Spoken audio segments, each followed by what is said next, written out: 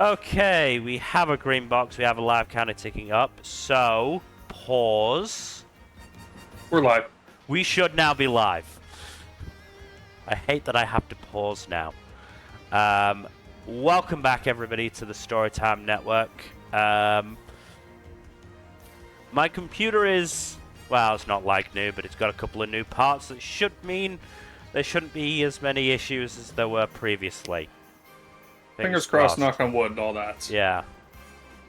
I'm still keeping Task Manager up so I can keep an eye on it, but there shouldn't be as many issues.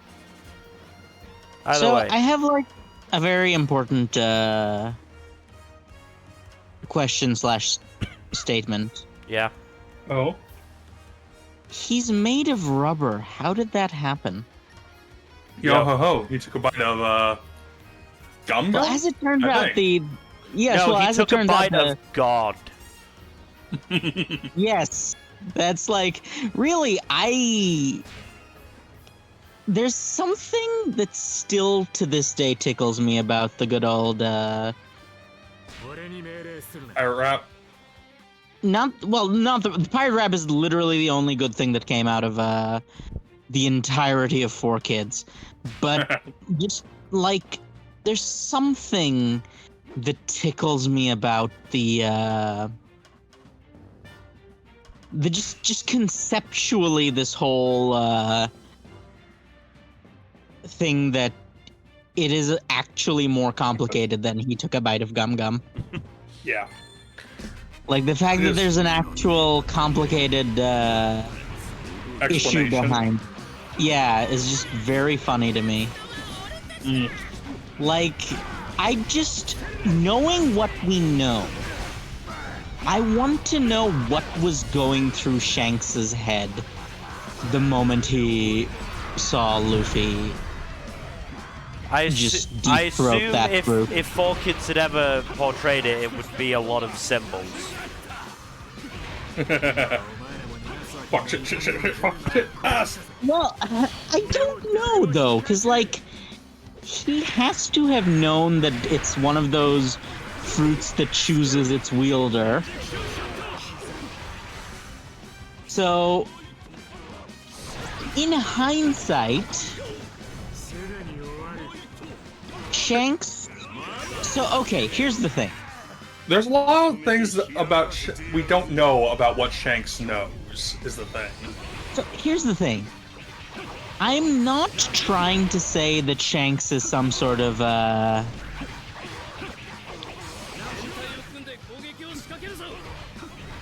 like... Some sort of secret baddie? Yeah.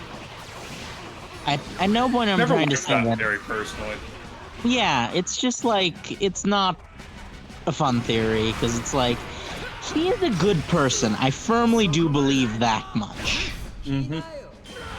Or at least, as good a person as a pirate could be. Which is already a better person than a lot of other people, let's be real. Mm-hmm. Oh, so, I'm not gonna disagree there. So I do believe that Shanks is like a decent person who genuinely does care about the people around him. Right? Mm-hmm. What I do think, though, is that being a schemer is not mutually exclusive with that. Yes, absolutely. Oh, he can 100% be like some sort of brilliant chess master and still like be a good person. Yes, and like care about the. No, the thing is, Gaius. Yes. Well, media though would have you believe otherwise, at least to some extent. Right? Because like most people are bad at portraying. Yes, exactly. Like, good, well-meaning chess masters. I mean, I hate to bring him up again, but if we're talking badly portrayed chess masters, there's a real big one in media. Dick. Yes, indeed. Who? Albus Too Many Middle Names Dumbledore. Oh, yes. Complete dumbass.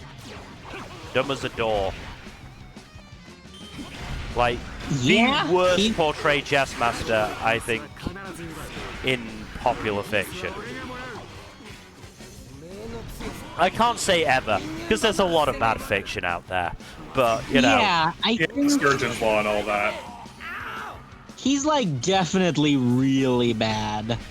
Like, in terms of, like, outright popular media, I think he's one of the worst, if not the worst. I like there is nothing I can say to disagree I can't really with that. countermand that Right. either. Yeah, there's I mean, Not a maybe BBC version of Sherlock, but even then, that's kind of a stretch. see, Sherlock isn't really a chess master. He's more of a himbo, honestly. Yeah, no. BBC Sherlock is like an incredibly dumb smart person, as it were. Yeah. Ah, yes, I can agree with that. It's like, that is probably, look, Will Smith has a very mixed filmography. What's But- Will Smith got to do with this? Because one of the things that has probably been one of the most formative experiences in my life is the movie I, Robot. Ah, yeah. And Yeah, that makes more sense. I will say this, there is a line in that movie where he calls the super smart doctor lady the dumbest smart person he's ever met. And that phrasing has stuck with me for my entire life. Because yes, there are absolutely smart people who are ultra dumb. Oh, no, absolutely. Look, Hits and points. I've been described as smart, and I am also capable of immense dumbassitude. My school seemed like it was filled with them. Like, there was a guy I knew, like, pretty fucking intelligent, always did pretty well on tests, and he was the dumbest man I think I've ever met. Hey! Yeah, that's just how it be sometimes, right? It's like, I would say that academically I'm fairly smart. Socially, I'm a complete fucking moron. I have tripped over my tongue so many times. Is that a lack of social intelligence or a lack of social skill? I feel like there's a difference. it's a bit of both. Yeah, it's both. Why not both? Yeah. Porque no los dos. No hable español. Is the only sentence I can say in Spanish. Choto a minute. I mean, I feel like there's somebody who's like calling themselves a polyglot, but all they know is how to say "I don't speak said language" like in every language. Which, to be fair, it's still a pretty neat skill. I mean, it's a worthwhile thing to do. If nothing else, like have it written down somewhere, just to be able to say, "Look, I don't speak this language."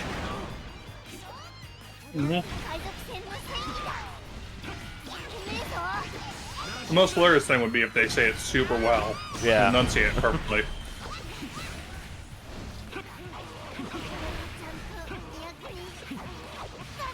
But no, there's also that, you know, that mental image of like somebody speaking a foreign language and the guy going, "Ah, okay, I've got it," and they think, "Oh, good, we've got somebody who can speak the language." Let's go. I can't speak this language. That is said language. funny. Yeah. This is one of those scenarios where understanding isn't necessarily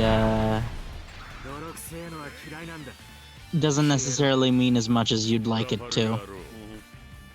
But yeah, but getting back to the subject of dumb smart people, I do think the dumb smart people are very much a thing that exists, and BBC Sherlock is definitely one of those. But getting back to the really important topic, which is One Piece, I do think Shanks is a schemer. He does genuinely care. I truly believe he does genuinely care about Luffy. Oh, absolutely. But he is But- sly. Yeah. So I have a feeling perhaps he's the... Okay. If we want to go crazy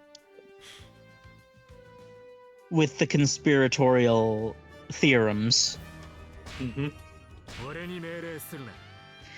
what if the reason Shanks chose to... What if Shanks intentionally chose to lose the arm for the sole purpose of increasing the impact it had on Fluffy D. Luffy? Honestly, I wouldn't be too surprised. Right? It would certainly make a lot more sense than scrub-ass Sea King bites off an Emperor-to-be's arm. Yeah, because even if he wasn't even though he wasn't an emperor yet at that point, he's still, like, probably strong enough to qualify for the seat. He was, at that point in time, fighting evenly with Mihawk. Yeah, so, well, he's kind of fighting evenly with Mihawk his whole life, so that's not necessarily the main thing to take away from it. But by this time, their battles have been shaking the Grand Line, so... That is true, yeah. Speaking of Mihawk, I know he has a big fuck-off bounty nowadays, but I wonder what his bounty was pre-Warlord. Didn't we know? No. Or was Mihawk the only one whose bounty It was we the didn't know? only one who we never saw the bounty for before the dissolution. It's also probably less relevant now. Oh, almost certainly, but it would still be fun to know. It'll probably pop up in like an SPS or a data book or something, though. Yeah. That's generally how it goes, yeah.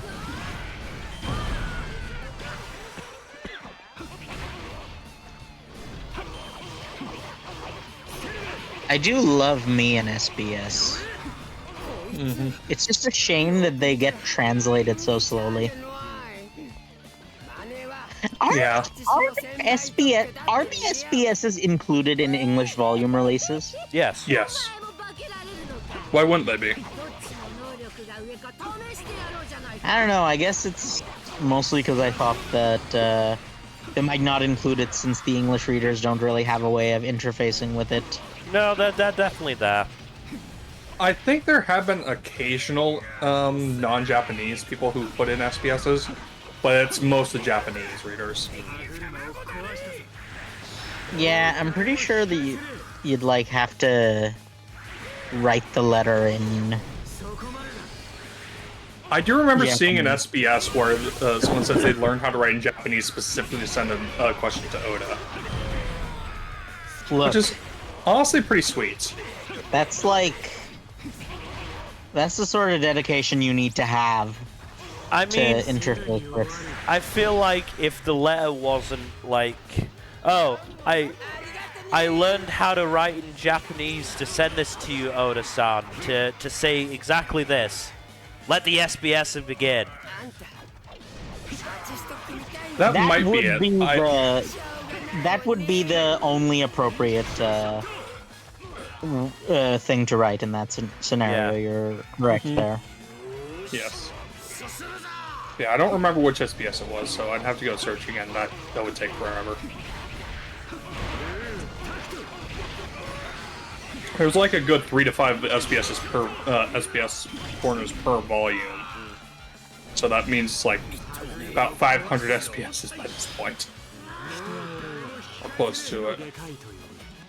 I also think that's the kind of thing that they're Oda would divided fucking by love as volume. well.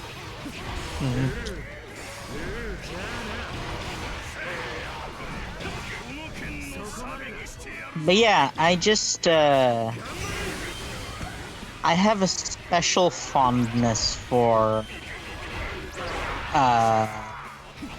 crazy ass Shanks theories. Mm-hmm. I still say he thinks that losing the arm made him stronger, and that he's cutting young people's arms off to prove the point. Hey, we don't know that cutting his arm off didn't make kids stronger. Exactly. He didn't awaken his devil fruit until after he lost the arm, after all. Exactly. I feel like these are conversations like Shanks is having with Ben Beckman. That would be so funny. Ben Beckman is just like, Captain, are you? Please stop being so dumb. Please. Look, It's like, I you can't don't tell if know. you're serious right now, and that concerns me. Look, I cut that kid guy's arm off like you asked. Will you drop it now? Like, later they learn how strong he's become. See, Ben, see. God damn it.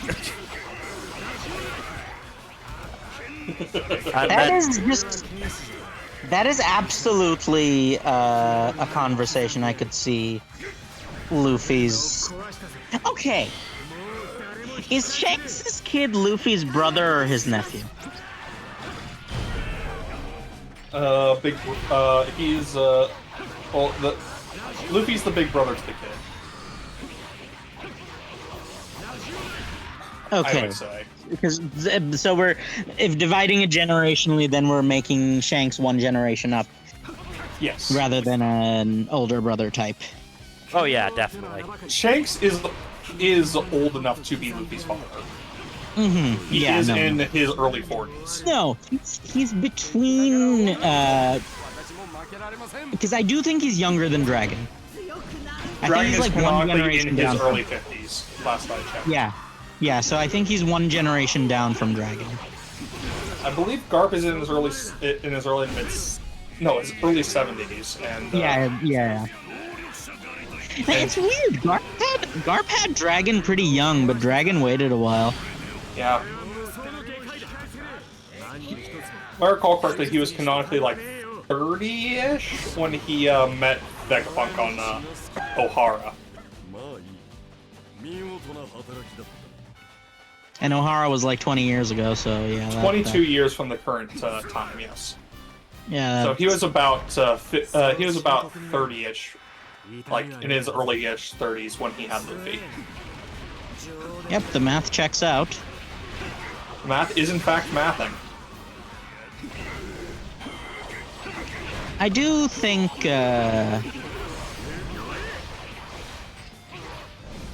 God, it would be weird. It's like. I still am very curious about Dragon's backstory. Luffy and Dragon's moms. Yeah. Well, I'd honestly imagine that one or both of them is dead. Do you know what would be really funny? What? If like this is unlikely, but it would be so funny if Luffy's mom was alive and just like chilling somewhere. That would be very funny, yes. What would be really even funny What would be even funnier is if Dragon has been telling the revolutionaries about his wife all this time, but they've never met her, so they just think he's making her up. Mm-hmm. Also, I know some people cite what Oda said in SBS that you'll be meeting Luffy's mother soon, right before he did the Luffy flashback, and I'm pretty sure he was referring to Dadan, who is effectively Luffy's adoptive mother, or the closest thing he has to one, anyways. No, I know who Luffy's mom is. I just don't know who Luffy's biological mom is. That's the question we're asking, because we know Yes. Luffy's mom is Dadan. That much is like known. Yeah. Oh, that's it. That's canonical. Yeah. Well, you know what I mean. Like, it's canonical that Luffy's mom, in the sense of the woman who raised him is Dadan. What I'm asking is who gave birth to him. Yeah, his bio mom. We don't know. Yeah. So it's like it's a question that might not ever receive an answer. I will laugh my ass off if Oda actually does decide to do the Croco mom thing. Because that would just be too fucking funny. It would be very funny. It's not the sort of thing... Like, where did it even come from? What? Like, okay, where did that theory even come from? So, it's because of Ivankov, of course. Well, yeah, we know that there does seem to be a non-zero possibility that Croc is trans. Yes. Which is like, honestly, it's totally cool, good for him. It would make his playing into the masculine persona of the mob boss a lot more interesting as well. It would, wouldn't it? Because there would be so many layers. So many layers. There would be an element of overcompensation there, yeah. Yeah. Which is a very understandable and like sort of deal. But Croco Mom has almost always been just a crack theory, because of the whole slight plausibility of Croc having been born a woman for encountering Iva sometime in the past. Yeah, so it's like, that's definitely the implication. Yes. Like, without a doubt. It's a possibility to be read from their interactions, yes. The one issue I have with that is it would be more than a little out of character for Iva to use that particular factoid as blackmail. I think it would depend on how you see it. Because I don't know that Ivankov would necessarily see it that way. True. Right? That's something to consider. Yeah, you know what? Ivankov probably wouldn't see it as a shameful secret. Croc might. Yeah, that's the thing. I think to Ivankov, that is more along the lines of like teasing gossip than anything else. Right? That doesn't seem like something blackmail worthy in the sense that, oh, well, it's just water cooler talk, essentially.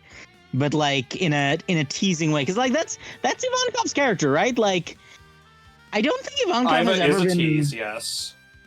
Iva-chan is very playful. They like to tease. It's like totally understandable if they just see it as sort of this fun little hot gossip type thing. Yeah. Hot gossip. Yes, exactly. That's why I don't know that it would be entirely out of character. That's fair. Right? If you think of it from that perspective, it's like not unbelievable that it would be interesting, and I'm still not sure if we'll ever get an answer from the manga on what exactly Ivankov has over Crocodile. Yeah, I'm basically trying to say it's like I don't think it's necessarily a reason to disparage their character just yet. We'll have to wait and see. By all indications, outside of that one slightly iffy bit during their introduction, Ivankov's been an all-around really interesting and chill person. An absolute gay icon. Oh, Ivankov was modeled after Dr. Frankenfurter. Of course they would be. Like, you do not model a character after Tim Curry's most queer performance and not make them And honestly, that's flamboyant. saying something. Yeah. It kind of is, isn't it? It's like... Did you know Tim Curry was in an episode of Criminal Minds? I think I remember that. Yeah. I think I remember seeing that one. That was I don't remember which episode it was, but I think I remember seeing that one. where he played a serial killer who also like is very weird. It's like very weird energy. He had terrible teeth. That sounds like a Tim Curry serial killer, yes. Yes. And also made no bones about the fact that he was Tim Curry in the sense that they did just outright have him have the he didn't change his accent at all, despite the fact that the character was born and raised in like Seattle or something. So it's just like that adds a layer of comedy for me personally, whereas just like it's just unapologetically it's just Tim Curry playing a serial killer. Yeah. And you know what? Good for him. That's just how Tim Curry does it sometimes. It is a very Tim Curry thing, yes.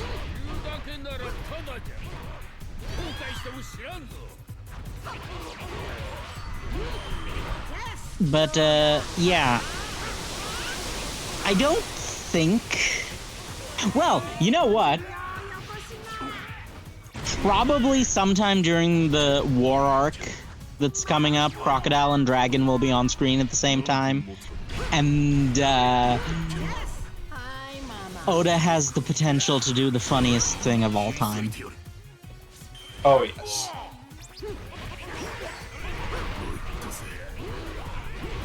But yeah, I just really find it hilarious that there's even the slight possibility that Crocodile is Luffy's mother. But no, I do think it would be just funnier if the thing was that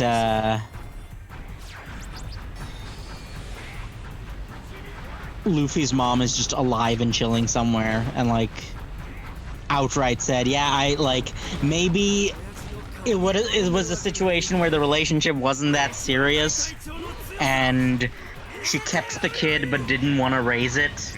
So she was just like, tossed the baby to Dragon, and he was like, well, I guess I'll toss this baby to my dad. And they just like, I guess I'll toss this baby to this island. Into the woods, specifically. Into the woods. Into the woods. Because that is absolutely what Garp did. Is he's just like, I haven't. Okay, here's another question. Do you think Luffy is the first baby Garp raised? Canonically, no, it's Ace. Well, you know what I mean. Is like, do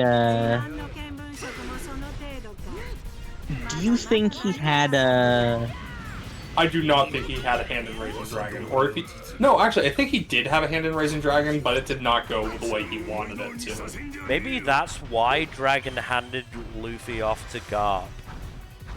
It was like, well, Garp raised me and I turned into a revolutionary, so maybe if I hand my kid off to Garp, he'll become a revolutionary as well. It didn't quite go the way Dragon wanted, but... Yeah, because Garp passed the fucking buck. I mean, to be fair, Luffy is kind of a revolutionary, just not in a traditional sense. Well, I mean, he is literally the god of revolution, so... He has also canonically toppled at least 5 regimes.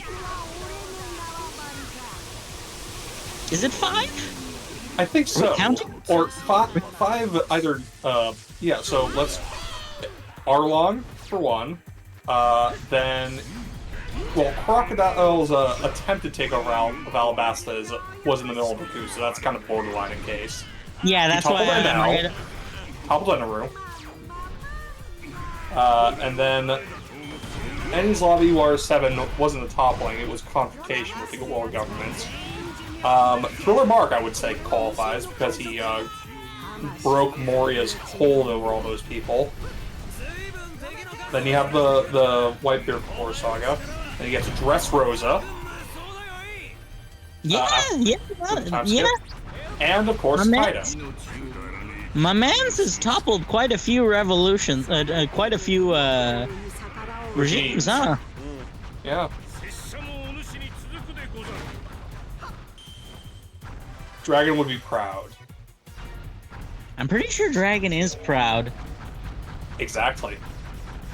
He's like, he's like, I had nothing to do with raising that boy, but I raised that boy. Yeah. Well, I imagine it's a case of missions succeeded, I guess.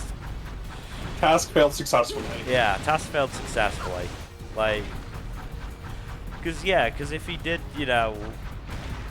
again, this is assuming my dumb headcanon is correct, but if he did hand Luffy off to Garp, hoping the same thing would happen to Luffy that happened to him, and then he learned, oh, he became a pirate? That's a little disappointing, and then, Luffy does what Luffy does. Well, I guess it ended well. I do love how Luffy is a hero not by the desire to be heroic, but by the sheer fact of him so easily befriending people and getting very, very pissed when they get hurt. Luffy is like, okay, well, to a certain extent, yes, but he definitely does become steadily more heroic as the series passes. Luffy's a rare shonen protag who does in fact receive character development. Mm-hmm. Not by choice, though. Well, you say that, but he does come into it on his own. Like, he does ultimately... No, it's a joke about how he doesn't want to be a hero, and yet with each arc he becomes more and more of a hero. That's only because he has a false idea of heroism. True, he does. It's funny, though. But even stupider is that, like, he has this false idea of heroism. He says, oh, I never want to do this, I don't want to share my food. But he does share his food quite often. Yeah, like, literally all the time. Well, that was sort of the point of his motivation for Wada was to feed people. Mm-hmm. I do love the... I love the meme of I bought Luffy lunch and now he's toppling the tyrannical regime which I've been living under for decades. I mean, that's really all it takes. That is his MO. If you are nice to him, especially if you give him food, he will tear the world asunder for you. Yeah.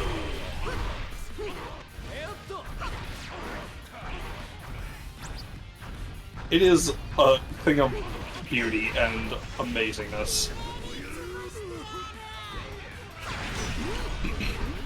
But at the same time, dumber than a sack of bricks. Oh, absolutely.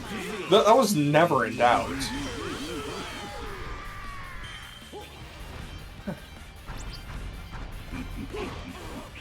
Yeah, do you want to talk about the thing we mentioned in the Discord, Fuzzy? We can, though I think that requires more mental energy than I have at the moment. If you give me let's do a little bit more degenerate weeb nonsense before we warm up to that. I mean, I had another topic for discussion. Oh, sure. Please. Mythbusters. I've been watching it a lot recently. Mythbusters. Yeah, I was so sad. Sorry. No, go ahead, please. I was very sad to hear that Adam and Jamie weren't like actual friends in real life. I don't know. I wasn't as invested in that.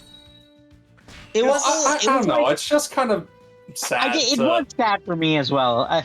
But yeah, I do understand where you're coming from. It's not like they were like enemies and hated each other off camera. It's just the fact that their personalities don't really mesh well outside of outside of, well, not even in work. It's just the fact that they're both professionals. And the fact that they managed to work together for so long is honestly kind of a miracle. Because what yeah, also had me sad was Grant Imahara's passing. Oh yeah, absolutely. That was definitely legitimately broke me up. Yeah. Mm-hmm. I believe what was her name? The guest actress who filled in for Carrie while she was on maternity leave also passed away in an accident, I believe. Really? Yeah. I'm trying to remember her name. I'm blanking on it right now. Is Mythbusters cursed? I don't think so. I mean, I hope it's not. The point is, they attract a certain type of person, I think. You know, I posted this in the Discord of a clip back when Mythbusters was still airing of Jamie being asked, oh, what's something you wanted to do but weren't allowed to do? One of which was slingshotting himself over the top of a moving train while lubed up. And he seemed as genuinely kind of baffled that the insurance company wasn't going to let him do that. Like, and he's supposed to be the sane and sensible one. Yeah, that's the thing I was gonna say. Is like, sanity is a relative thing. Yes. Also, I do gotta love how consistent it is with his occasional characterization in the show of Jamie wants Big Boom. Yeah. Look, I respect that.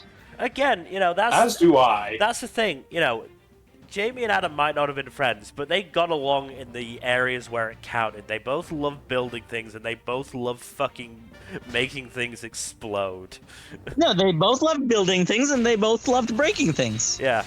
Yep. I mean, I was looking through the TV tropes and saw that they'd actually made guest voice appearances on The Simpsons.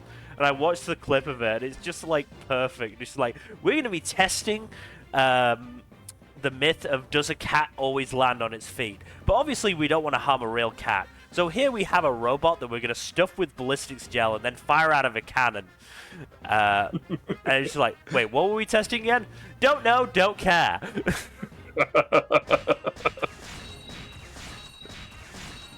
And that... I mean, it's a tiny bit of an exaggeration, but not by much. I know, it's not that much. I mean, no, to be fair, it is, because that's the other thing.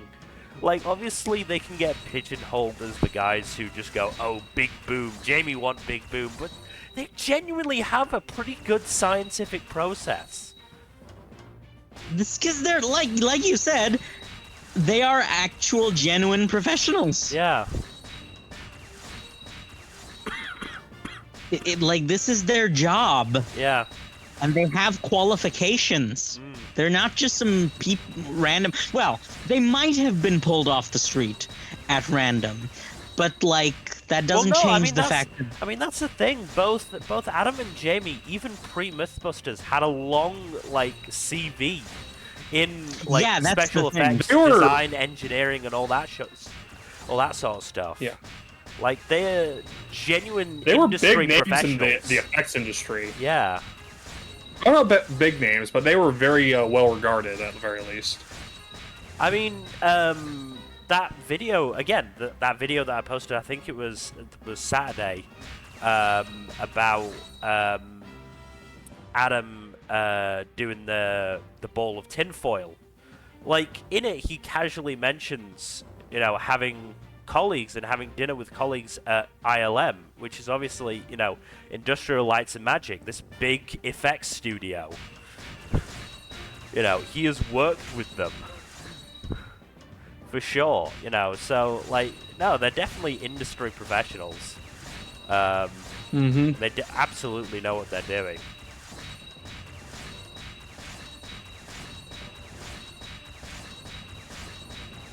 I've started picking who I'm playing at random, by the way, so I do have to sort of level them up. Makes sense. Ah, good old Katakuri. Yeah, I played as Big Mom before. She was actually pretty fun. I get the Generally, feeling that boss all of the characters Emperors do are tend fun to to be. play. Yeah, the boss characters do tend to be pretty fun. Yeah. But yeah, no, Mythbusters is genuinely fun to watch and interesting to watch, if nothing else. Oh yeah, no. I remember watching a bunch of it when I was younger. It was one of those shows that you could queue up when you were sick or something, or just like. Well, I mean, that's essentially what I did while I was sick. Come on. Oh, it's on HBO Max, isn't it? Probably it's Discovery, so. Yep. Still hate what's going on with all the entertainment companies, especially that one. Look, did Adam and Jamie get residuals? I don't know. I think. I don't know. I don't know if reality TV really. Oh no, they're trying to actually bring reality TV stars into SAG-AFTRA, which would, royally fuck, especially Discovery. What I'm trying to say is that if they don't get residuals, then just pirate it. Mm-hmm. Something I'd have to research.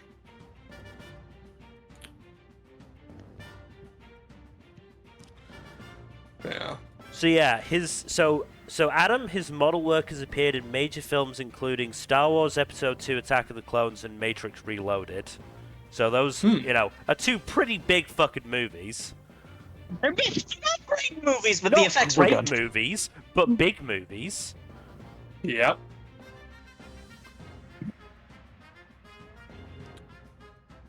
Now, here's the real question. Oh boy. Who would win in a fight? Jamie Heineman or an actual walrus? I think Jamie, because Jamie. like throughout Mythbusters, they're always reiterating that Jamie is genuinely quite strong and kind of scarily strong. Right? It's like one of those things where it seems like a meme, but I do think, especially if tool use is allowed. Oh yeah, no. If tool use is allowed, Jamie would win. If not, he's screwed. Well, here's the thing. It depends on what the environment is. Like, I think in like a UFC octagon, he does not clear a walrus. No, because it's too close quarters. However, in the wilderness, assuming he's allowed to scavenge, I think he clears a walrus. Right? I don't know. Is that crazy? If he can like scavenge and like build something for him, like if he can like improvise a weapon, I think he can clear a walrus. Maybe. I think Barrel Girls would be better for like wilderness survival shit. Because, Bear Grylls. Well, yes. I love how much that man has become a meme as well.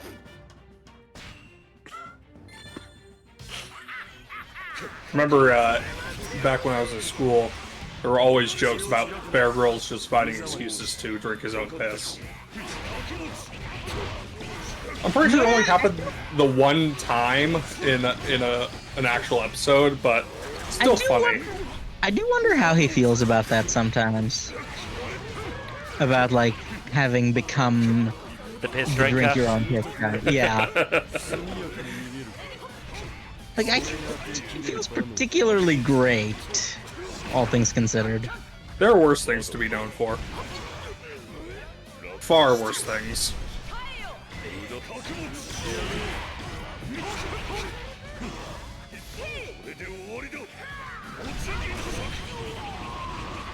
Yeah.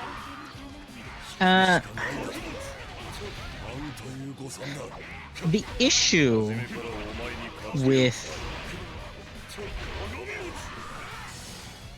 person versus animal always does come down to that, doesn't it? Yeah, tool use.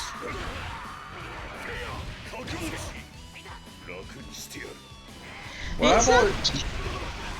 You go ahead. what I've always found more interesting is animal versus animal, or type of warrior versus type of warrior. You know, like the whole ultimate Like the warrior Deadliest thing. Warrior?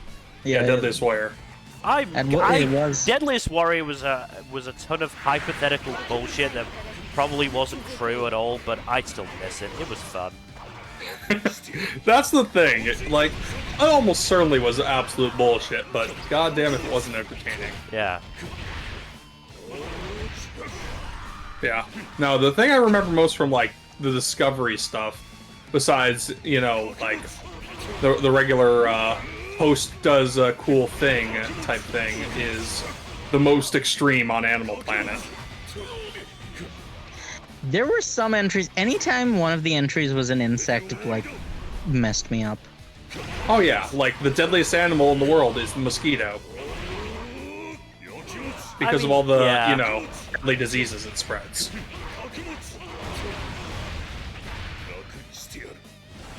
I forgot what the number 2 one of that was.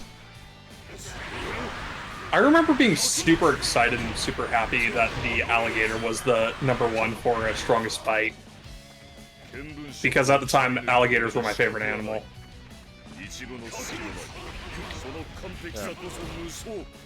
I remember having favorite animals. That was a wild time. That's what one did as a kid oftentimes, you know? I'm trying to think what my favorite animal would have been. Ostrich probably would have been up there.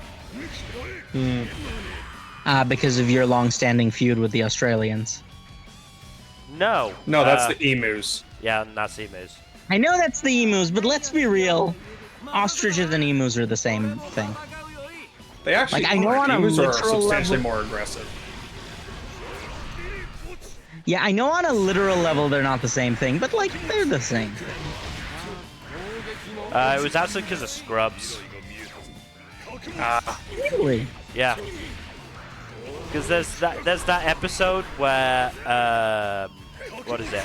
JD gets annoyed that a patient of his doesn't thank him, so he and Turk goes to the guy's house, and he happens to have basically guard ostriches. Oh, right. I vaguely Which, remember you know, that episode. Scrubs has them sound like velociraptors. As stupid as that is. But the whole their kick can kill a man thing, I don't know, appealed to me. It's also true.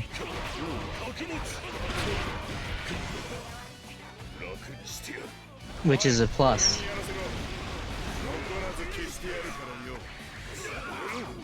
So yeah, I like vividly remember like being asked when I was like a kid, oh, you know, like design your like ideal house or something like that. And one of the features I mentioned was guard ostriches, and people were very confused and weirded out. Yes, perplexed. I think at one point I actually had a moat filled with alligators around my house. Which, Like, in real life or like in your ideal house plan? in my ideal house plan. Okay, because that would have that. No, that I'm could've not gone some in a very scared different kid direction. motherfucker.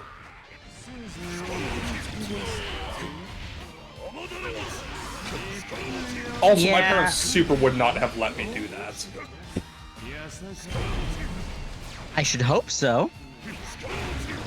I'd feel bad for the alligators, honestly. As you should. Animal rights and all that. Well,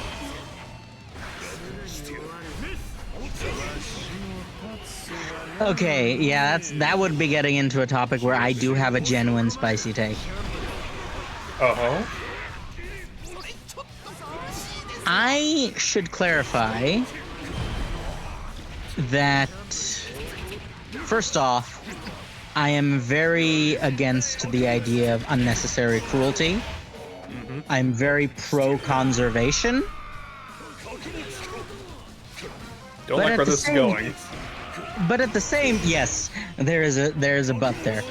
But at the same time, I'm perhaps not as invested in other forms of animal rights. Like, I am very anti-animal cruelty. I'm very pro-conservation, but I wouldn't say I'm an animal rights person. I mean, animal rights are a very tricky thing, because some animal rights people are absolute fucking lunatics. See Yeah. PETA, for reference. Well, some of them take it too far, just like we know with all sorts of other kinds of activists. PETA is the most egregious example, though. Or at least, the most egregious, well-known example. Yeah.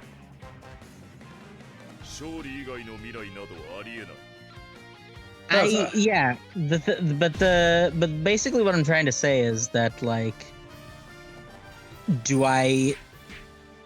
am I a believer in animal rights? That depends on to what degree you're going with, right? Like, I mean, I'm not to the point where I'm like, oh, like, you should ban all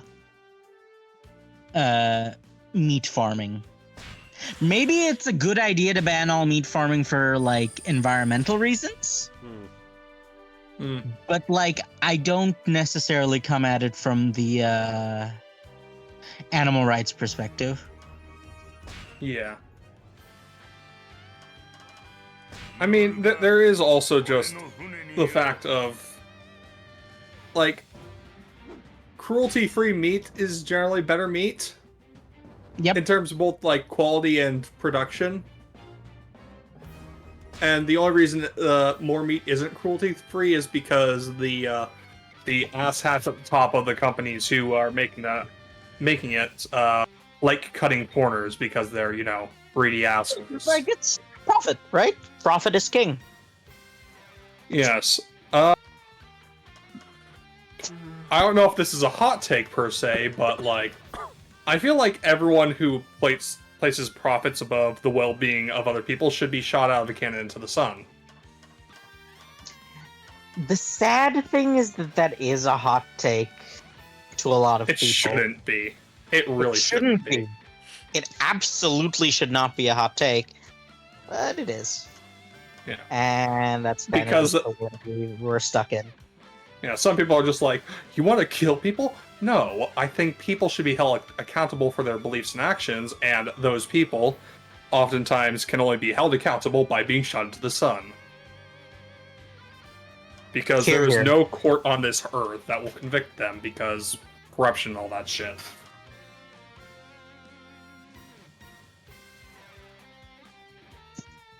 Yeah, But yeah. there's like... I sometimes wonder if the legal system would be better if the job was not desirable. Right? Like, what if... Depends. Yeah. Like, if you could only be a judge by being subject to a lot of sanctions and restrictions, I wonder if you'd be more inclined to make fair judgments. Like, I don't know. I mean, there's like, a 50-50 chance of that, or them just being a bitter asshole and everything. True. I suppose the goal would be to achieve both. Or at least compromise would be to achieve both.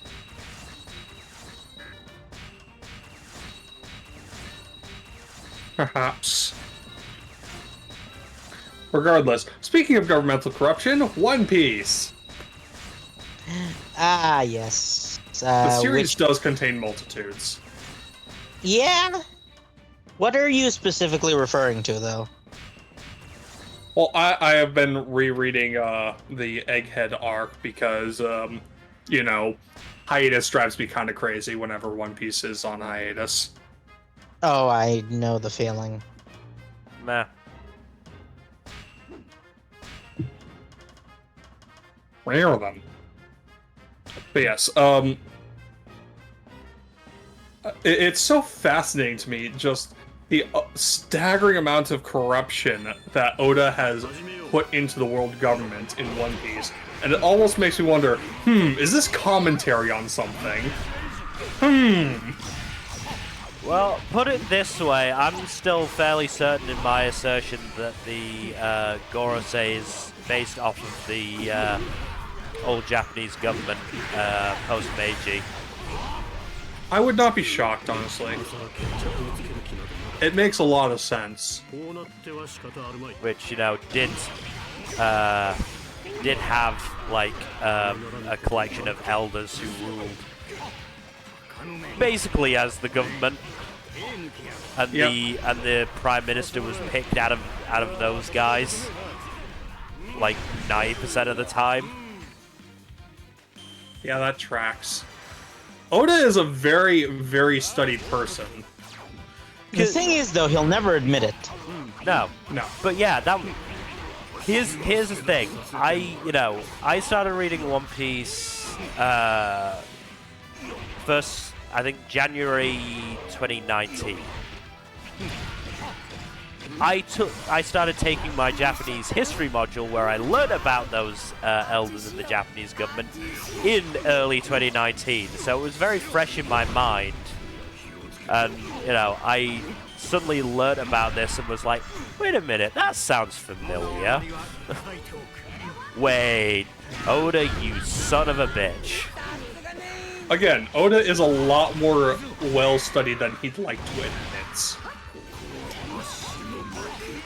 Maybe not like to admit, more willing to admit.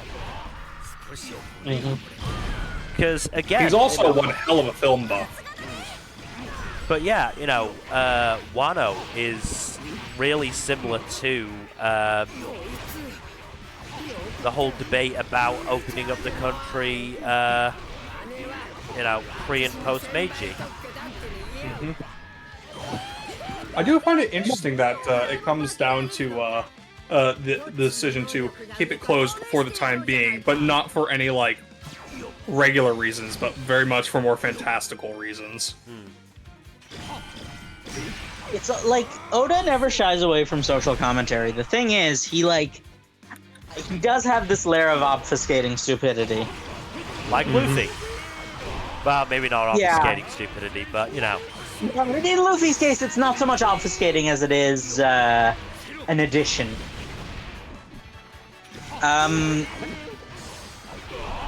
But yeah, I do think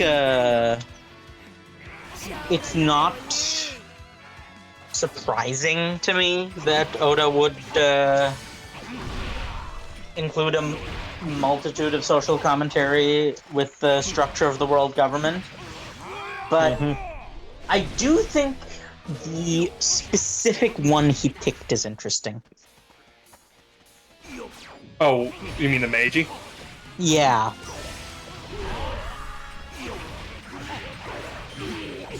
Yeah, it is. Also, I'm pretty sure Wano is supposed to reflect Edo era. So that would also make a lot of sense. Right? But no, like the five elders specifically. Yeah, the question is what precisely he's aiming for with them. Because I mean, until recently, we haven't gotten a lot of characterization to them. We didn't even get their names until, like, this year. And apparently it might be 5 elder planets rather than elder stars, so... Yeah, they're all named after planets. Yeah.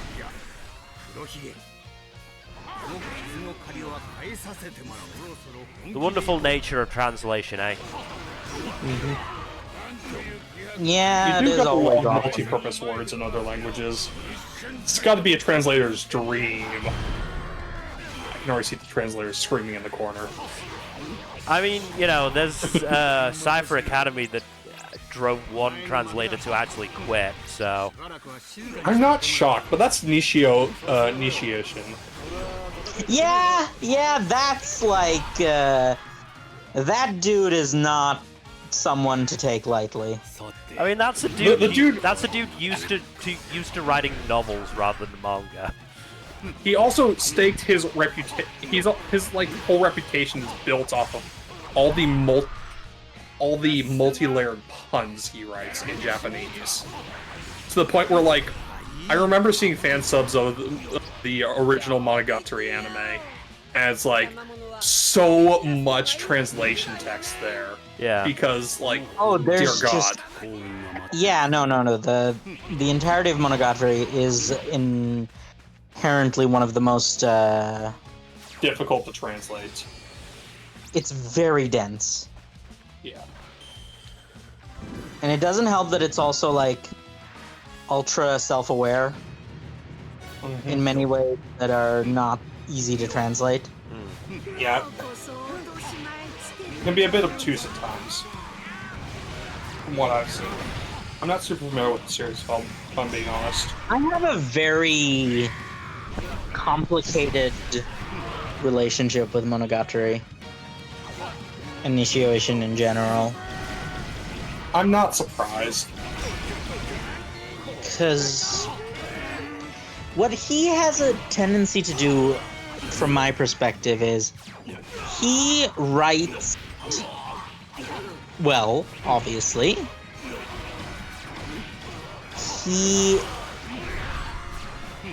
problem I have with him is that he's a good writer, he's a great world builder and storyteller.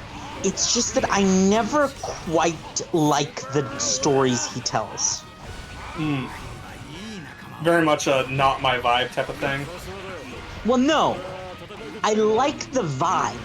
What I don't like is a lot of the specific plot and character decisions he makes.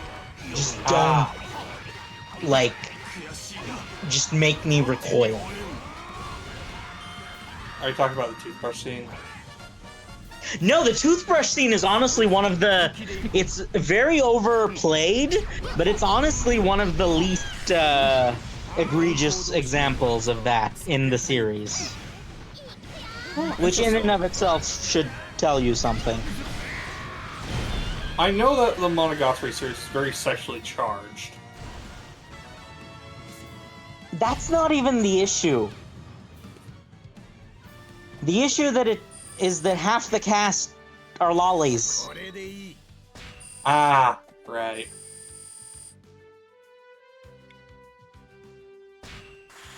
I'm pretty sure there's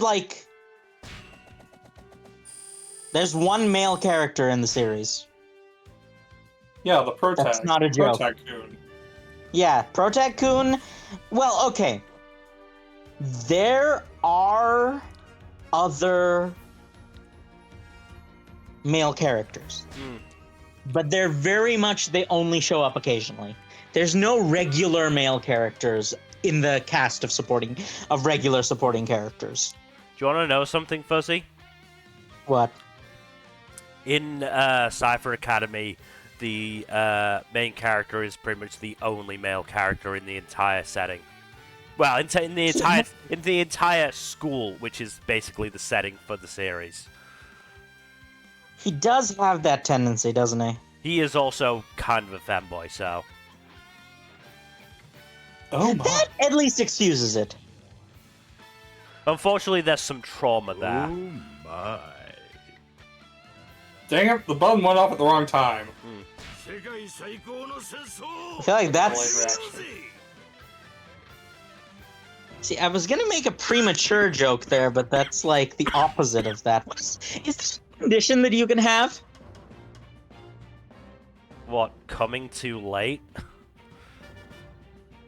I would not put it in such a vulgar fashion, but yes. I don't know. Is that something that can happen? Like what would be the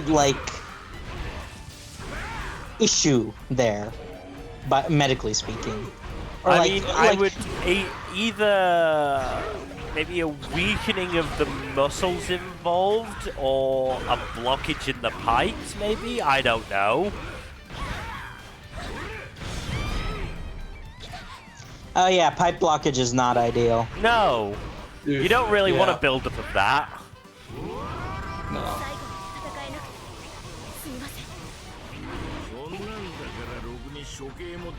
So on the subject of blocked pipes, Oh boy.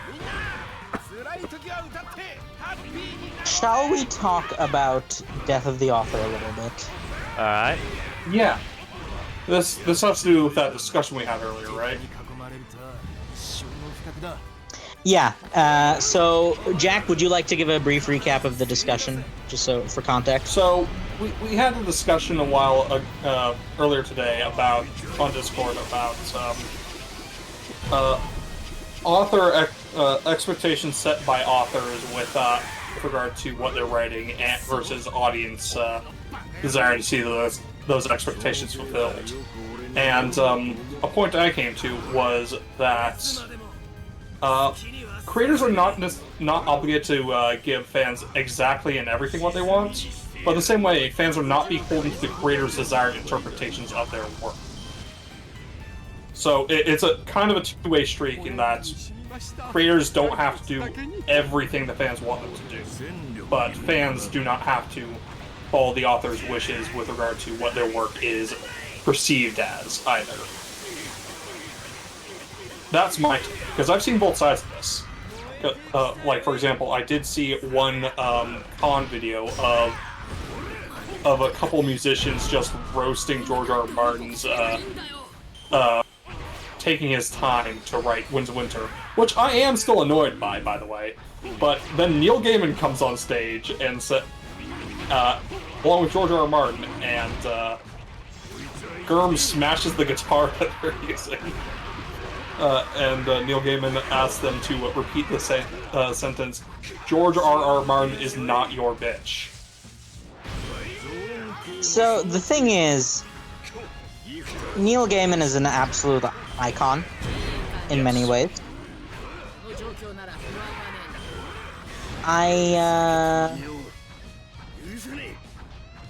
I think they make very valid points. Mm-hmm.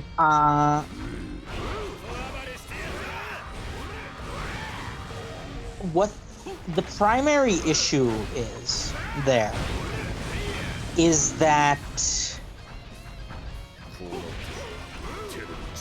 I do believe that there is a validity to audience interpretation. However, the point I have always made, and this is not the first time I'm making this point, and it won't be the last, is that the level of effort put in by the author is so much greater than the level of effort put in by any individual consumer.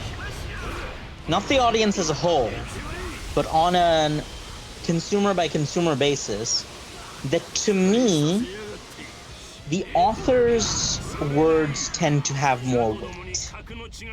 Oh, on a person-by-person basis, absolutely. Now, while I do agree that audience consensus is important to keep in mind, I don't think it is to the point where, with the exception of truly bad takes, basically, I think Death of the Author should only be used in the form of a public service.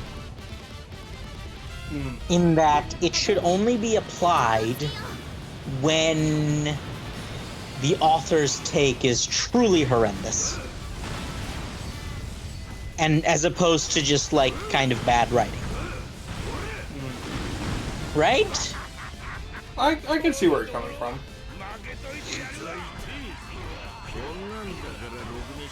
Like, an example would be Turf Lord herself. Ah, Mill's least favorite author. Yes.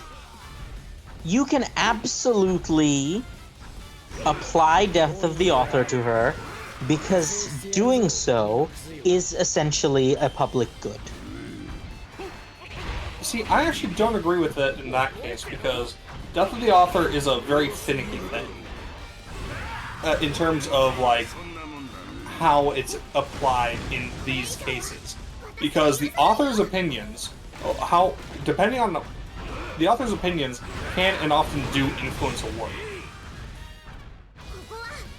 So, yeah, that's why I said in the case of the Turf Lord, ignore her opinion and the such influences on the work. By which I mean ignore her and apply your own interpretation rather than going by her interpretation. Do you get what I'm trying to say, or am I explaining this horribly? I get what you're trying to say. Just how do I put it? Because I've seen a lot of discussions of her text that mention a lot of the general homogeneity, tokenism, and a lot of the unfortunate implications of a lot of specific plot lines and character designs, for example, throughout Harry Potter. Like, especially, like, the goblins, for example. Mil, what's your take on this? You are especially relevant to this particular conversation. Well, I mean, death of the author is generally used, to... It's more for literary analysis than anything else, my experience. Well, yes, there's that as well. That's what it's supposed to be used for, but let's be real, since when are things used the way they're supposed to be? What I'm about to say is less the literary use, literary analysis use of it, and more the, typical use of it, which is to basically disavow the author of the work, which is generally used as an excuse to continue reading that work. I mean, if you already own a copy of the book and you've owned it for a while, that's one thing. But if you deliberately go out of your way to buy stuff that will directly benefit that author, that's another thing entirely. Exactly. Yeah. Now we're getting into the distinction between death of the author and separating the art from the artist. So it's really easy with works that are only really made by and that directly profit a single person, like a novel or a lot of manga. Very easy to just say, I'm not going to support this because this person is a horrible piece of trash, and my contributing to their finances is not something I'm comfortable with. It's a lot more difficult when it's a larger scale, more collaborative project, like a television show or a movie. Because those are much more like large scale and they have a lot more people involved in them. Yes, absolutely. I mean, it's... at the moment it's a discussion point with the Rurouni Kenshin anime, the new one. I was never going to bother with it anyways. I mean, yes. But, and it was a discussion a few years back when it came out that the director of the Recovery of an MMO Junkie anime turned out to be a horrible anti-Semite.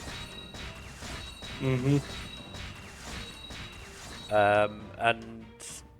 to be honest, I'm not sure if there ever has really been a consensus on that front.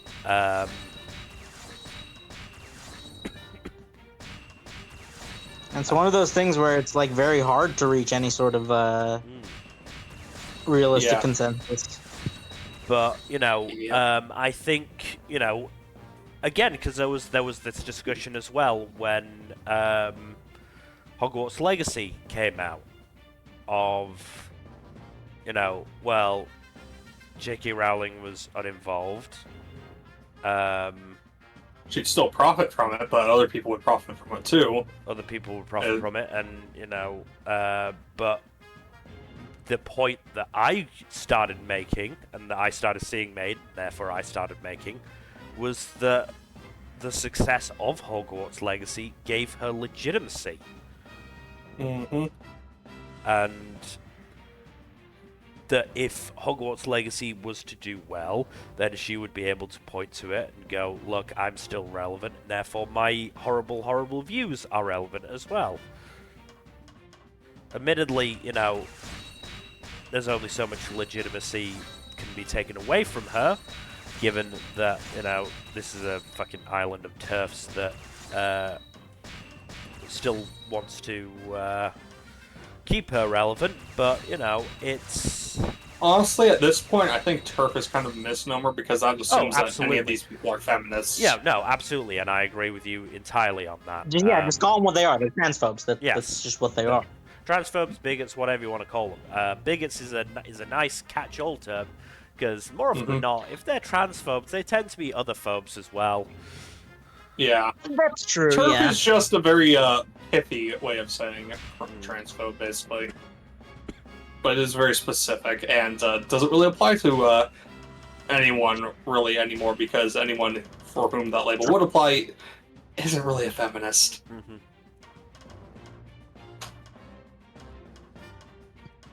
And it's like, it's getting into this whole discussion of, well...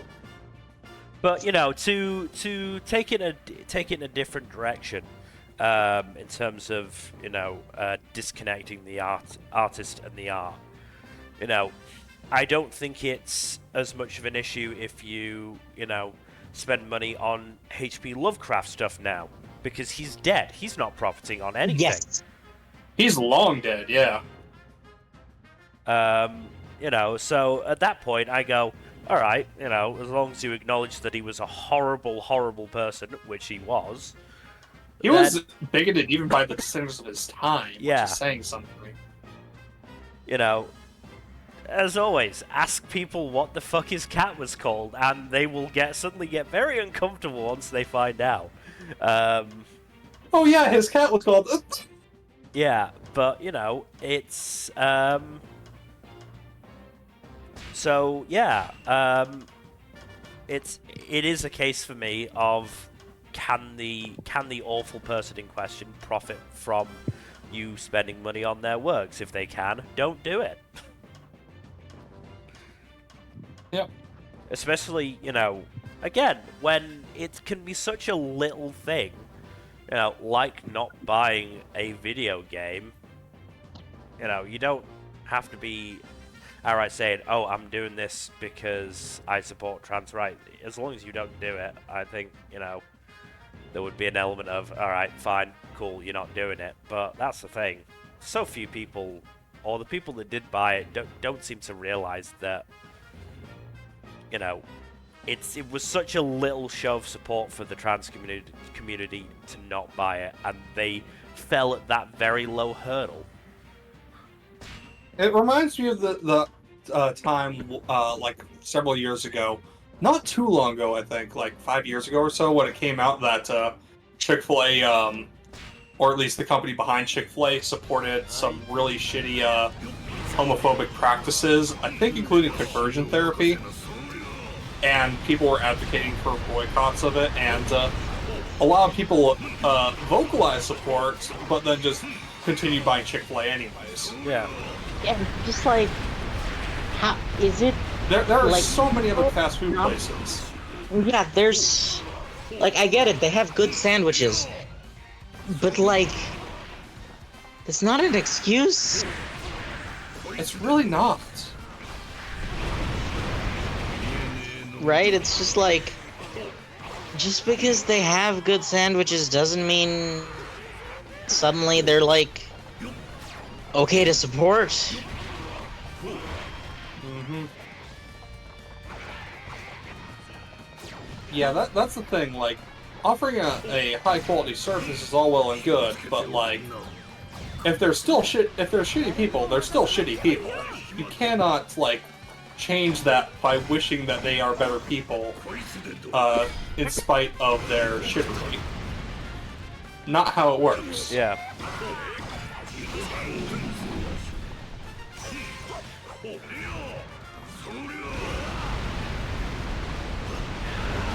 Yeah, so it's like we've kind of like gotten away from the topic of death of the author, but this is also a good conversation to have. It is. It's like It is. how it's like this with a lot of other industries, like particularly music. There was a time when there were a lot of Kanye West fans out there. Remember those days? They're still on. But He has a lot fewer fans than he used to, especially after all the Nazi shit. Well, he definitely has some new ones now, but they're not people who like to talk I about feel a polite company. No. I feel like he's lost more fans than he's gained by, being a fucking Nazi. At least I'd like to hope so. that's the thing. Like, never underestimate human stupidity. Oh yeah, no, Einstein himself said that it's one of the two things that's infinite, and it's the one he's actually sure of being infinite. Yeah. The other being the Things are universe, which he is possibly- not sure yes. of. And then there was that, Yeah. I can't remember who actually said it first, but that one quote of, after a while, stupidity becomes indistinguishable from malice. I think that's Hanlon's razor.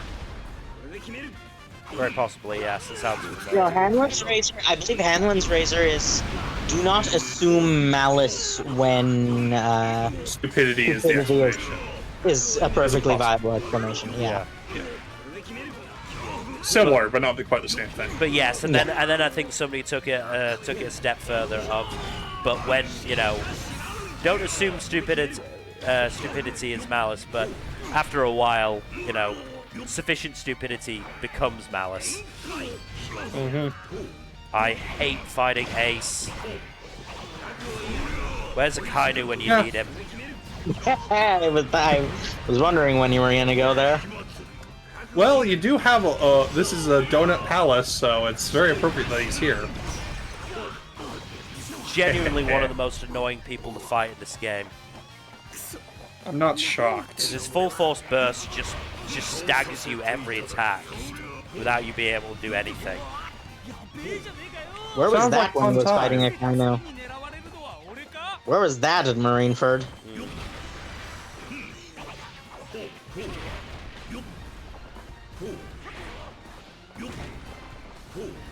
Funny thing, for all Ace is stated to be a really strong fighter, I don't think we ever see him win a fight against actual he's not. named opponents. He his track battle record is he lost to Blackbeard, he drew with Smoker, and he drew with Smoker and Aokiji, and then he lost to Akainu. Akainu, yeah. He also fought Jinbei to a standstill in a flashback, but he also Yes. lost an absurd number of one-sided engagements with Whitebeard. We don't count the ones against Whitebeard because it's Yeah, that is unfair. You're right.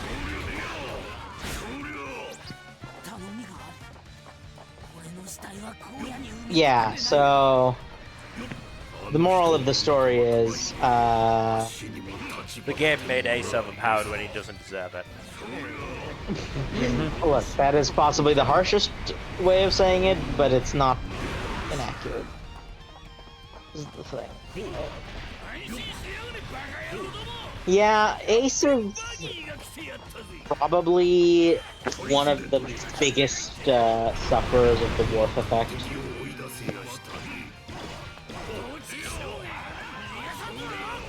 In many ways.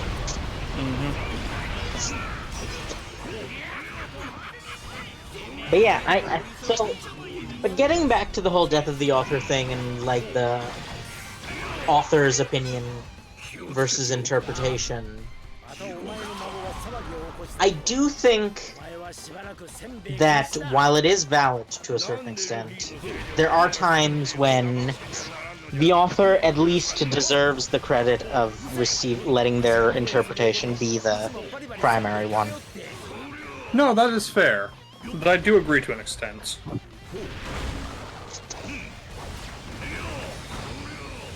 But at the same time, like, fans should be allowed to make their own interpretations of the text so long as they're not, you know, like, egregious. At which point they do deserve to be called out to some degree. But that's the problem, isn't it? Is that the level differs from person to person. And that's how you get shit like the whole pro shippers versus antis thing that I've seen on Tumblr, which is just like a whole thing that I'm not going to get into. No, absolutely get into it. Neither of us are Tumblrites, so. I mean, I've got a general idea about it from Twitter, but yeah, it's yeah, bad. I have no idea what that is. So please. I don't remember off the top of my head. It's been a while since I've read about it, but I mean, from what it's basically just, you know, extremists on, at the very least, the anti-shipper side of. Antis are like very, very puritanical. Yeah. And pro shippers are much more like, yeah, no, you are correct. Pro shippers are generally more like live and let live with regard to shipping and all that. And sometimes it's like a whole thing about like some controversial pairings that are nothing really too spicy, honestly, that I've seen, but I could be wrong. But like the anti-shipper thing is very much based on a lot of really, really Puritan in a progressive skin type thing.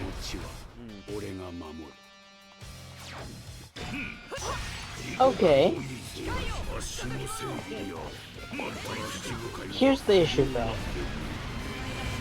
On a general level, shippers can be pretty dumb. Oh, absolutely. I will never contest that.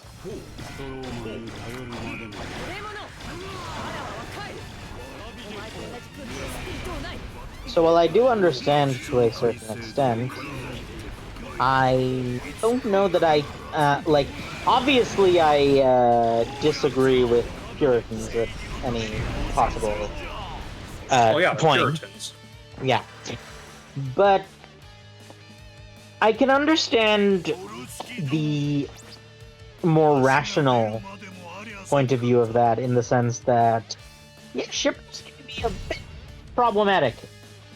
Oh. Like, quite often. Yeah. Which shippers specifically are you thinking of?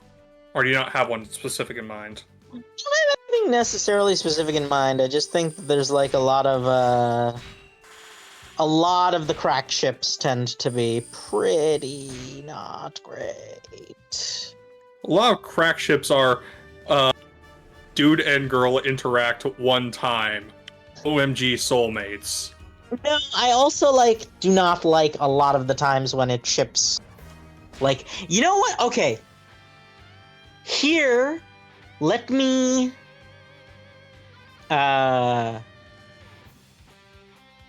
get into a thing. Let's once again start a segment of this is not a fetish Fuzzy doesn't understand. It's just a fetish that Fuzzy is really not into. Mm-hmm. Which Hashtag is not a furry? Oh no, I am a furry ally. I believe this has been established. I know. I know. It's a hashtag not a furry, just an ally. But the thing I really am not a fan of is the teacher fetish. Ah. Yes, I can see that. Actually, and I know this is a double standard, especially when the teacher's a dude. I mean, I don't like either. I should point that out. No, I get that. So I think at least to some degree, the double standard with regard to teachers male versus female does make a degree of sense because it's compounding the issue of age, authority, and the gender Patriarchy. And the patriarchy. gender hierarchy stuff all into one thing. I think generally there is a reason why that the double standard of a fetish is worse when it's like it's the same with how a lot of people who are otherwise pretty, like, I don't want to say normal because that's not what I mean, but like a lot of people who are like pretty vanilla in other aspects can be like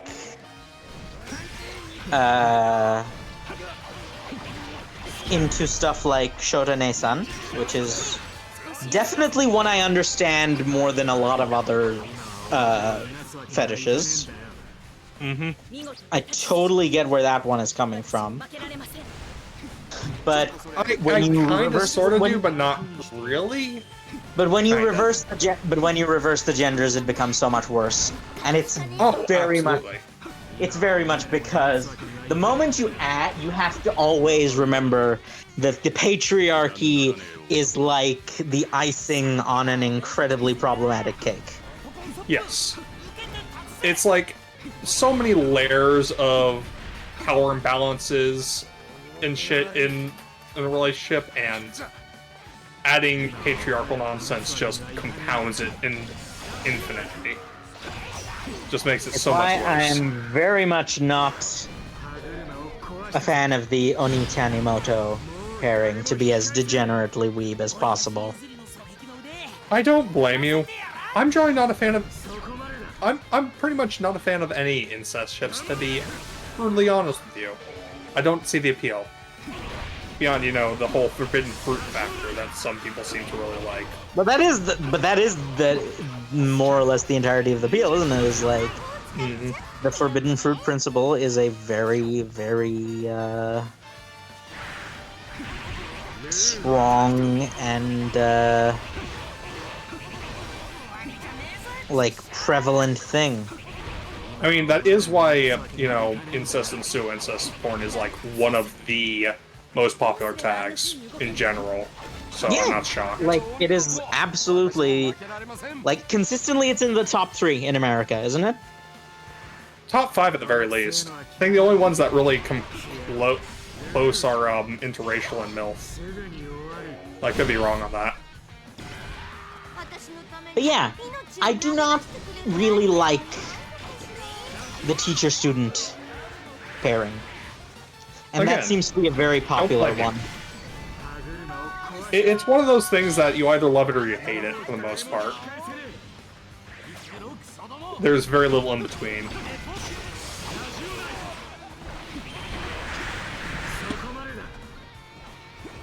Well, no, it's not love it or hate it. It's you love it, you hate it, or you are completely indifferent. There's very little in the way of lukewarm feelings on that dynamic.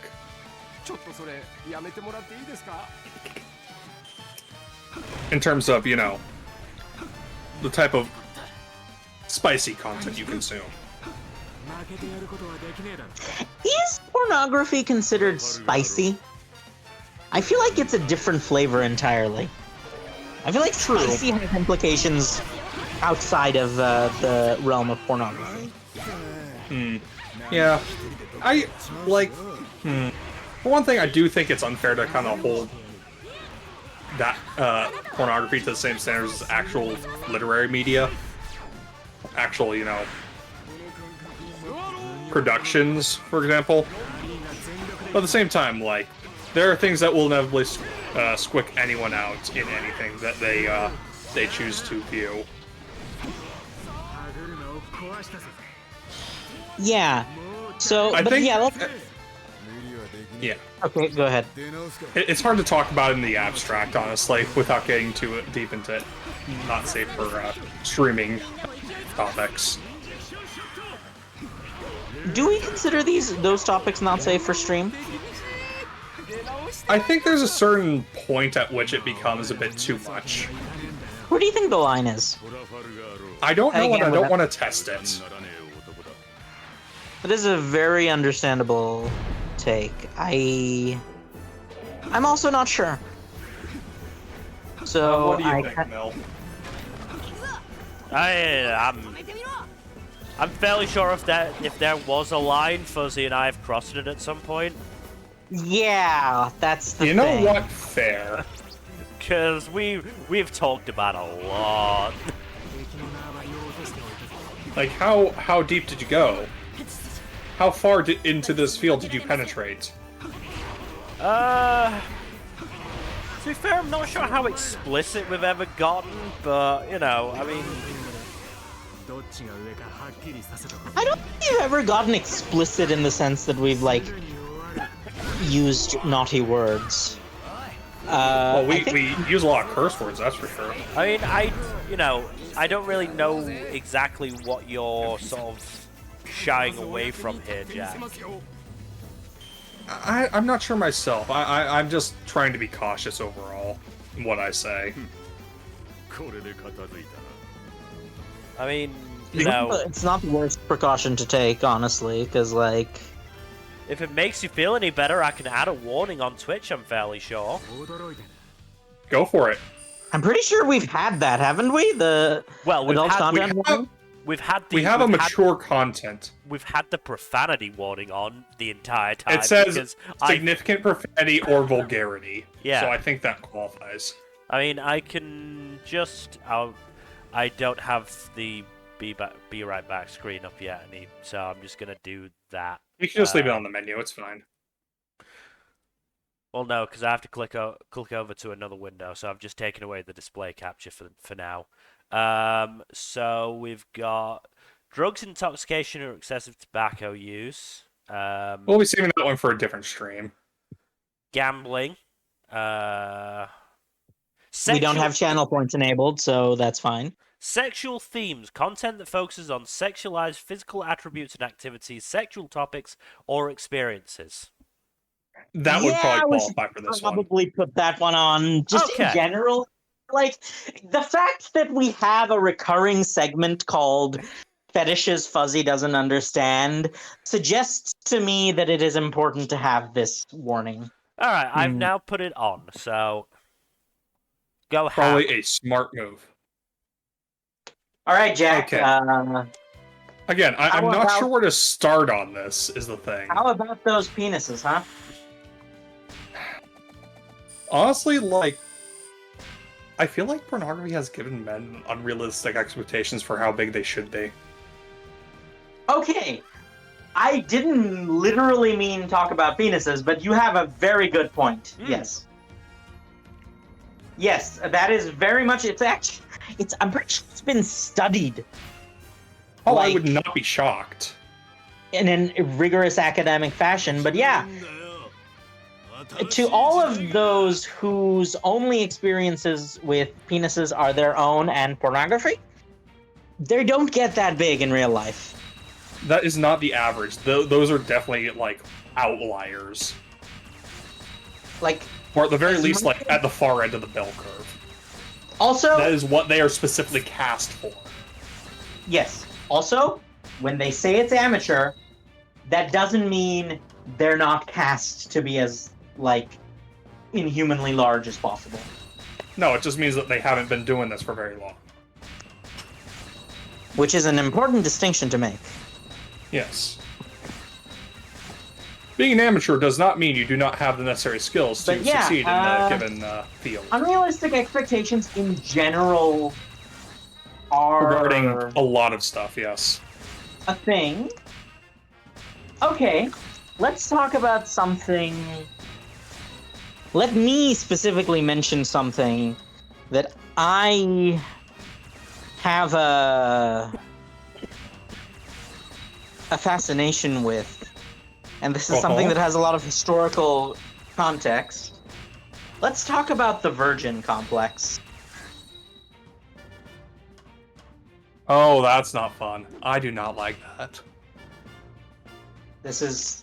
Am I still getting through, or are you just waiting for me to I heard you. start? I heard you. So did I. You were a bit weak there for a second, Hello? but I heard you. Hello? Fuzzy, can you hear us? Fuzzy, we can hear you. Can you hear me now? We can hear you. Can you hear Okay. us? Yeah, I couldn't hear you guys for a while. Okay. But yeah, what should we call it? Yeah, no, that's a whole thing. Like, we could honestly talk for like it. There have been many articles written, I'm sure, about the just insane amount of problems that are caused by just the focus on purity and virginity in modern culture.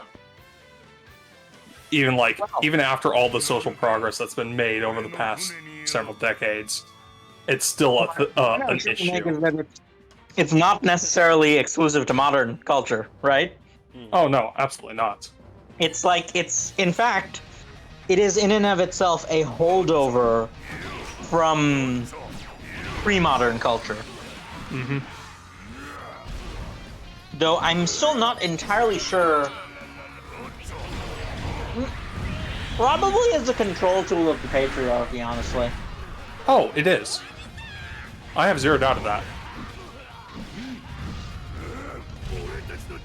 It is very much because the thing is, you can basically always guarantee that a child is their mother's child, unless there's been some like baby swapping shenanigans going on. The same cannot be said about the father of a child, unless they have very, very distinctive features that have been clearly passed on.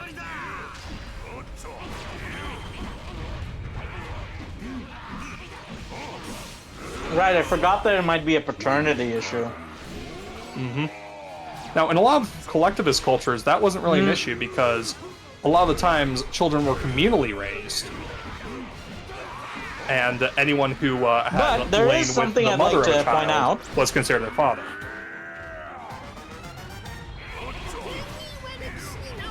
Which is kind of interesting to me.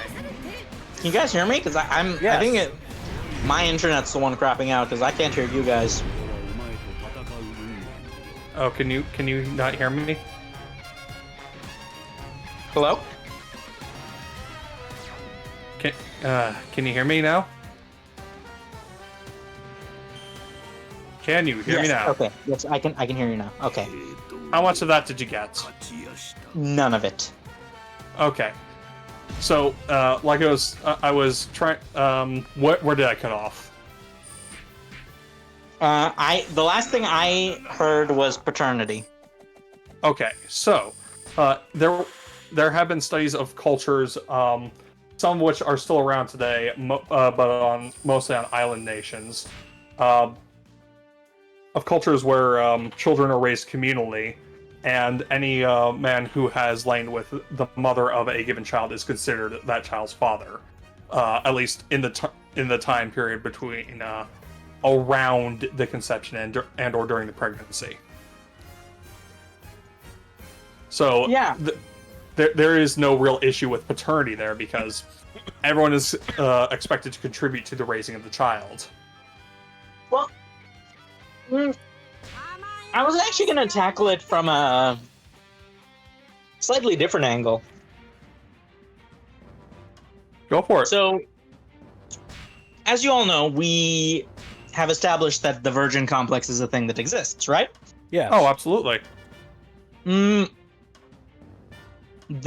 direction I was going at it from is that, well, yes, the virgin complex is a thing that exists, but I wonder if to a certain extent it has led to overcompensation in the opposite direction. How so? Where in many facets of Western society, in the younger generation especially, it is considered shameful to a certain extent to not have engaged in intercourse. Oh yeah, no, I've seen a lot of virgin shaming. Is that? I thought you were coming at it from that point. Okay. I got confused. Wait, what do you mean? What do you mean? When you were talking about the virgin complex, I thought you were talking about the stigma of being a virgin in current society. Yeah, I No, got it from yeah. the complete opposite angle. And I was coming at it from both. Where I'm like, it started the Virgin Complex. I believe the definition of a Virgin Complex is like not wanting to Remain a virgin. engage in. No, it's not wanting to engage in a relationship with someone unless they are a virgin. Yeah. I believe that's the straightforward definition of the complex. The thing that is potentially an issue is the fact that that is essentially non-representative of like a lot of the population, and also the fact that There's kind of a disconnect from reality in that a lot of Yes. men are expected to be sexually experienced, whereas most women are expected to, be virginal, and that unless there's the expectation of boys begging boys, then that doesn't really add up. yeah, that's one of the things certainly. But another thing is also the fact that a lot of men have this sort of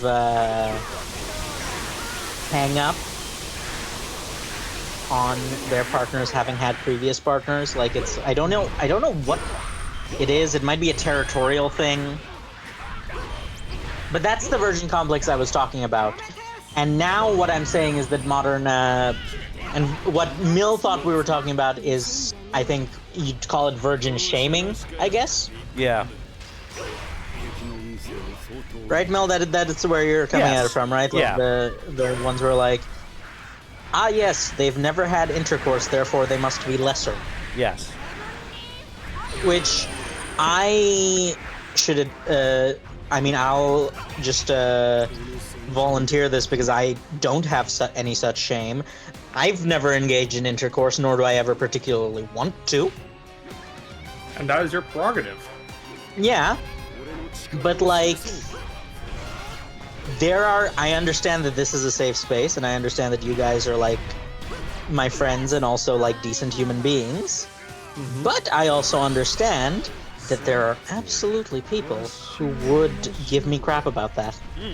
Yeah, and they're assholes. No, it's absolutely your prerogative, dude. What you feel comfortable with? No, I know. Sometimes you just... What I'm trying to establish is that societal. Is it an expectation? Or I'd just say it's an expectation. Yeah, that if you are a man of a certain age, you will have engaged in intercourse, and I'm just like, That's First of all, kind of a that's load of hogwash.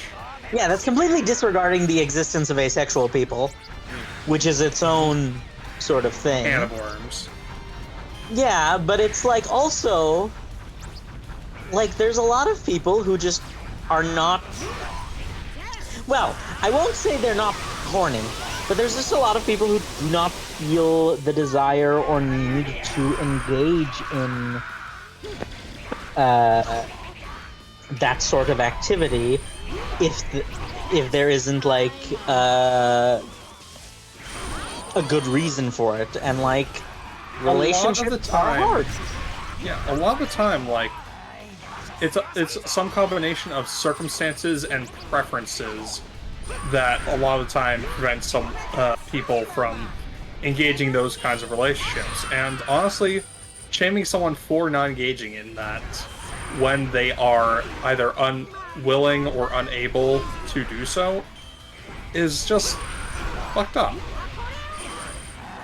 And yet that has become one of those things that if you think about it, oh yeah, it's not okay, but it has become commonplace. Yep. And that is the issue, is that it's a societal thing that has sort of just morphed into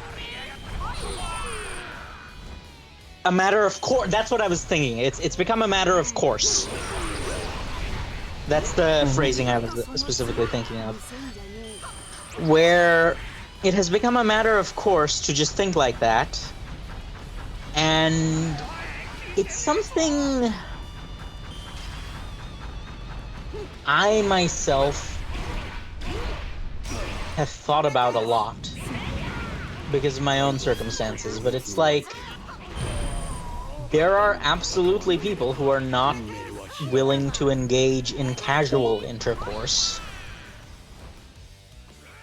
but also in the modern era, establishing a serious relationship is much more difficult than a lot of people give credit for.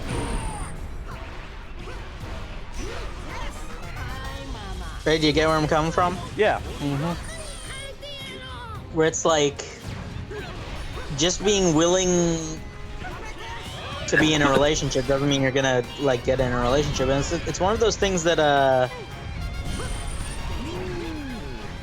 there is definitely an imbalance in how romantic relationships work and getting into them, which is an entirely different discussion, though it is one that we can segue into, where there are just objectively personality types and character types that have an easier time getting into relationships than others. Absolutely. As a direct consequence of that, they sort of, I wouldn't say monopolize, but they essentially, it's created an environment where if you don't have one of those suitable personality or character types, it's not just at the level of a disadvantage. It becomes like almost a wall because of societal standards that have been set by people with those, or rather, I don't know if it's a chicken or the egg problem, where I don't know if those are the people who have set the personality types, or who have set the societal standards, or if it's... I think it's probably that societal standards have determined which personality types succeed in that environment, right? Probably, because people are socialized to see something as preferable to something else. Yeah, so essentially, societal standards have a determined set of personality types that are compatible with forming romantic relationships, and anyone outside of those kind of falls by the wayside. Like, one of the examples is that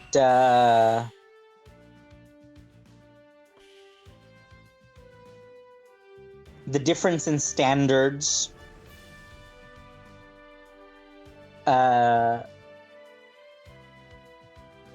from demographic to demographic and from person to person is not something that's, like, easy to deal with at the best of times, but it's exacerbated by the fact that there are societal standards of things like beauty and look, I'm kind of floundering here. Help me out here. I mean, societal definitions of beauty are bullshit anyways, but yeah. Yes, no, I've also been watching the developer commentary watch-along thing. Yes. I actually have to step away for a couple minutes. I'll be right back.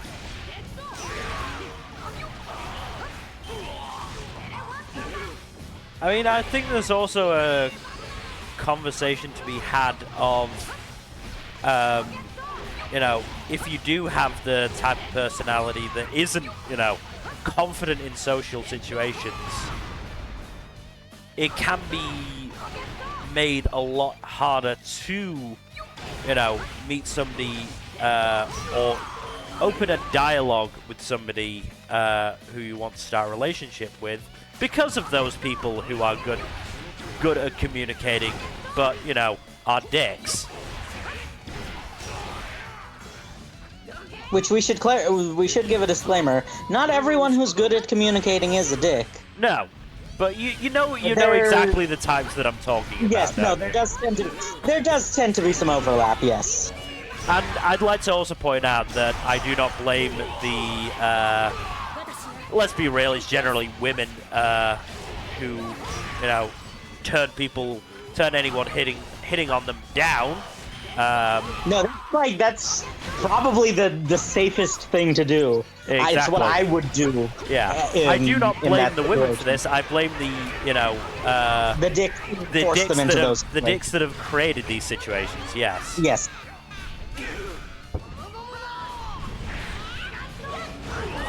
As you should. But I mean, you just mentioned TFS there. Do you remember the short-lived series that was, I think it was HBI and Kaiser of that one, like, pickup goddess game? Was it Dream Daddy? No, it wasn't Dream Daddy. It was... Oh, I know. Yeah, I know. I can't remember what the name of it was, but it was, like, horrendous. Yes. No, it got 2 sequels. Yeah. It's like it's reached the point where no one is quite sure whether the guy is actually serious or if he is self-aware. Yeah. Like, the first one was just egregious, but the second and third, like, I'm pretty sure one of those scenarios does involve launching a nuclear missile. What are you talking about now? The pickup artist simulator game. Oh god, I hate pickup artists so much. I mean, yes, But, we like, were just talking about how much they pretty much sucked. I don't think they have any redeeming qualities whatsoever. They suck and they ruin things for everyone. Yes. But no, so what I was getting at is, like, with the combination of pickup artists and everything, it's essentially created an environment where, okay, let's be real, I've been dancing around it, but, like, it's introverts that I'm talking about. It's created an environment where basically it's, like, not feasible for introverts to meet each other. Yeah, because putting yourself out there runs a lot of risks. Well, it's not only a matter of risks, it's also that, like, to a certain extent, it's just exhausting. And that's also one of the issues that a lot of people run into, is just like, well, yeah, I don't object to this, necessarily, but I'm just very tired.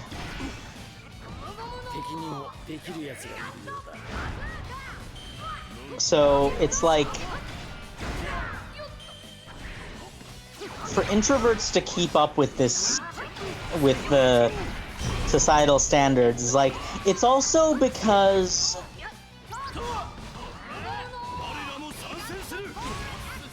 like, attempts have been made, obviously, right, to create spaces where introverts can meet each other, primarily online. But at the same time, even that suffers from saturation issues. And online spaces have an inherent issue of just, like, not being as reliable. Issues, to be honest. Well, yes, there's, like, a whole host of issues, but, like, one of the primary ones is reliability. There's a lot of issues, but, like, what it essentially comes down to at the end of the day is that, depending on the position you're in, it is basically not feasible to expect to easily or even realistically form a romantic relationship at any point in your life. And that's kind of just a sad truth.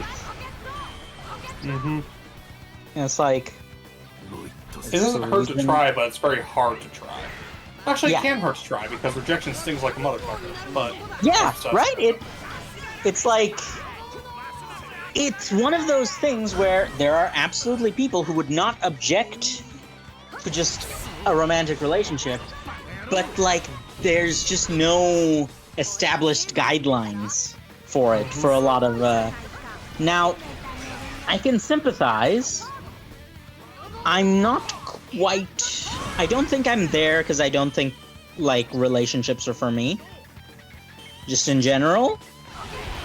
But, there was a time in my life where I was curious, but what ended up happening is that curiosity doesn't really amount to much when, again, you're in a situation where it doesn't, where it's not really feasible to even consider it, right? Like...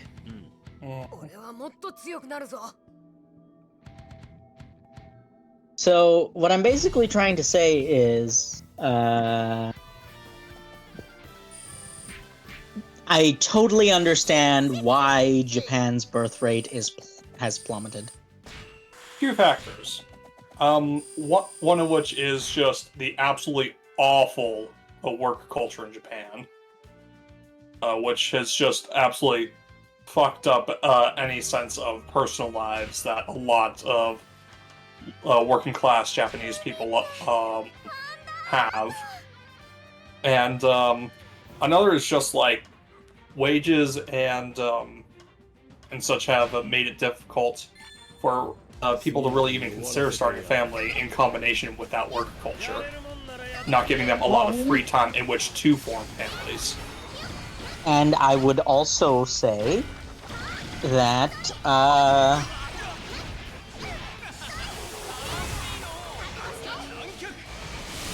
one of the factors is definitely issues with socialization. Mm-hmm. I would not be shocked. Because, again, the work culture in Japan is awful and has really skewed a lot of things for them. Not least of which is the understanding of how general social relationships are supposed to work in a nutshell, really.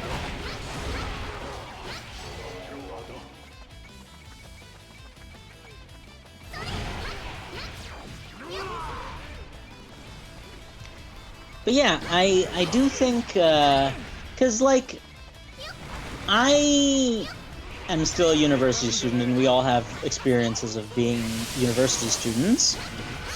Mm-hmm. Upon observation, I've seen a lot of people who are in dedicated romantic relationships, and I've seen a lot of people who are, like, seeking romantic relationships but not finding them. And I've done a bit of analysis on this, and this is the sort of thing that I would, if I had the means, I would love to do an actual, like, formal, rigorous study on this. If I had the, like...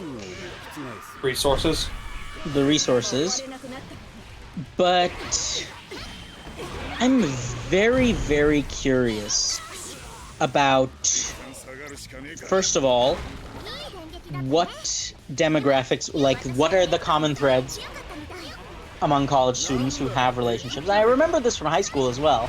What are the common threads? How much of it was intentional and how much of it was purely accidental? Right? Because that's also a very important factor, because I feel like a lot of the time... skew things. Yes, I feel like for a lot of people, a lot of the time, relationships happen entirely by accident. Mm-hmm. And, essentially, I want to know exactly what the circumstances were and how they came about. Because I'm very curious to see if they're reproducible under laboratory conditions. There's something that I've thought about. The one thing I'd question about such an experiment would be the, with regard to reproducing those circumstances of the laboratory conditions, would be like how ethical that would be. Yeah, I think academics tends to frown on human experimentation at this point. Well, no. By reproducing in laboratory conditions, I don't mean with the exact people who are already in relationships. I mean, like, with people who are not in relationships, who have volunteered for such a thing. Yeah, no, it would be more, that would probably be more just like, the kind of thing you, are like, hey, get college credits for participating in the study type of thing, right? Yes. But no, you know what? This is one thing I think about quite frequently, and it's a bit melancholic. I think you could consider it a bit melancholic, depending on where you look at it from. But what proportion of the population do you think has someone in their vicinity that they're, like, very compatible with? Like, whether you call it romantically or not, I don't know what you would refer it to as. But someone they're very compatible with who they will just never interact with because of circumstance. Like, what proportion of the population do you think is, like, in that camp? More than could be probably reasonably measured, I'd say. It's like, statistically speaking, it is highly likely that it's possible to generally pair up the entire population of the planet. Or at least anyone who's willing and able to be paired up, yeah. Yeah. Statistically speaking, that's the case, but, like, realistically speaking, how likely do you think that is? Not very. Yeah. Partially because of, you know, geography and demographics. And that's one of those things that I'm just like, even if you localize it to geographical locations, right? There's still the possibility that people will be in close vicinity to people they're compatible with and just never meet. Which is very interesting to think about to me. Because it's like, human experience and human life is already hard. It's just very, like,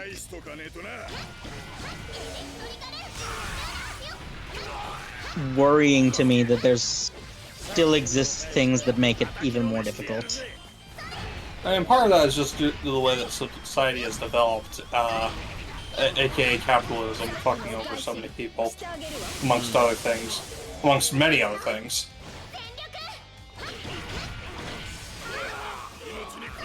This is a thing we could talk about at length and not come to an answer, and that really shouldn't surprise anyone. Because it's a lot. It's a topic that's a lot. Hell, we It can contains make multitudes, and not in the best, and not in the way that's really entertaining. We should consider, like, doing that. What, talking at length about it? Yeah, on, like, its own dedicated podcast. That'd be interesting. Like, we should have select topics in... That would probably help it curate it a little bit.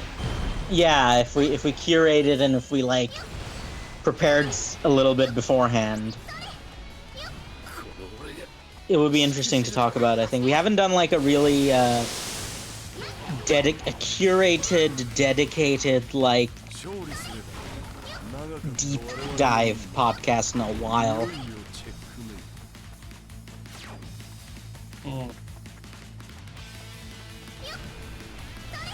Something to think about, certainly.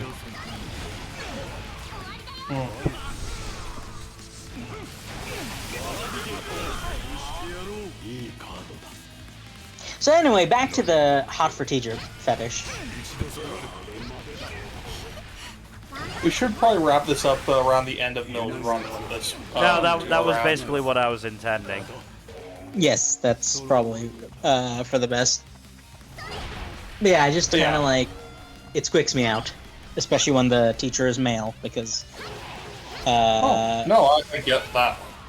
Frick the patriarchy.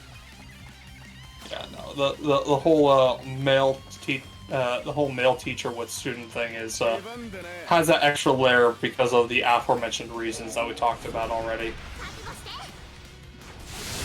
You know the worst part is though. What? When there's that additional layer of wish fulfillment fantasy sort of thing where it is the student who is the aggressor. Oh yeah, no, see, she came on to me, officer. Yeah, that's like that. See, I don't know what's worse.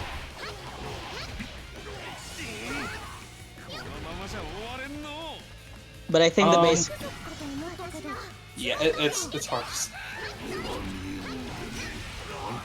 It's gross either way. There we go. Finish it? Yep. Just let this last bit run out.